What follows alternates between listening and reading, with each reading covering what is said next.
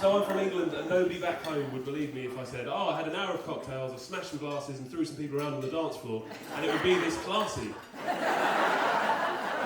So, I'm Alex's little brother.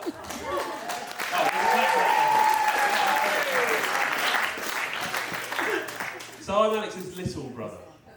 And if you saw us standing next to each other, you'd probably look at us both and say, something's gone on there.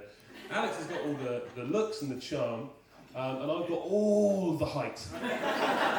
All of it. So, yeah. The more suspicious of you might say, actually, the mailman was probably a lot taller when Max was conceived. Sorry, Dad. And Mum, I suppose. Right. Joking aside, Alex, you've always been my bigger brother. I've looked up to you. You've been someone that's always done what you wanted to do and what you thought was right. And you've always chased what you've loved, and you share that with other people. So you spend your life chasing what you love and sharing that with other people, and you find someone who shares your passion with you. And we all know what that passion is. Being grumpy. I'm joking. You guys are a pleasure to be around most of the time. We all know what their real shared passion is, and that's snowboarding, and they are offensively good at it. I've been behind them on the slopes, and they just do things that I wouldn't even imagine doing. They do it casually, and they just carry on. And Alex has always been this very physically gifted individual. He'll try a new sport or a new handcraft or whatever he's doing, carpenting, and he'll just be proficient immediately. And it left me thinking, wait a second, I'm absolutely rubbish at sports. But then I found out I'm absolutely average at sports, and he's just a freak of nature. But what nature gave this man in his physical talents was immediately subtracted from his punctuality. Yeah. So his friends back home are clapping the loudest there. He is the latest man in the world. We were here in the morning. He woke up here, so he couldn't be late for his own wedding, but I'm sure he could be if he tried hard.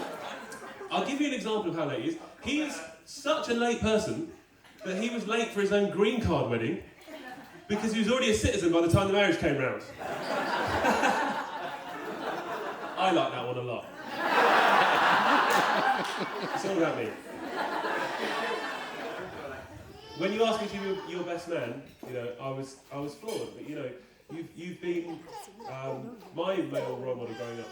I've looked up to you, and you've done everything that a big brother should. You made sure I was sort of like safe in the neighbourhood and school. I wasn't bullied. You gave me my first cigarette. My mum looked shocked. And you taught me the value of respecting people. After punching me in the face when I threw a spider at you. Alex doesn't like spiders. So you took your role as a big brother seriously, and I take my role as best man seriously. So seriously that actually my first act as best man was before he proposed. Laurie already covered the proposal story. That was in Barcelona, in this lovely little family-run taverna. And he'd set everything up. He'd worked so hard to find this place. He'd worked so hard to keep that ring secret, as Laurie mentioned. But what he couldn't predict was that the room that he was going to be proposing in had these dangling decorations. Now, some people are laughing. Does anyone know that Becca has a phobia of dangling objects?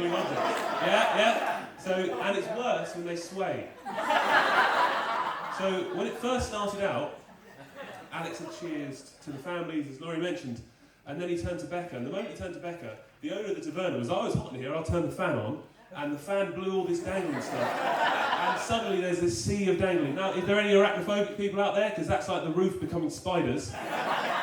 And suddenly she's very distracted. So I jump up, I hit the fan off, I'm like, no, don't do that again, just for a bit.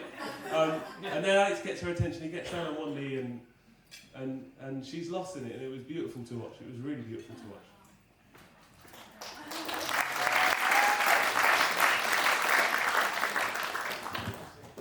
Last bit. So, you two are perfect for each other.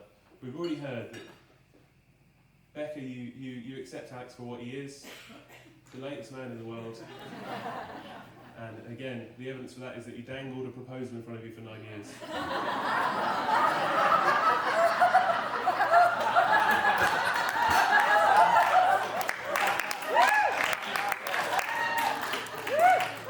But I love you both. You're so lucky to have each other, and you know, thanks for sharing this with us.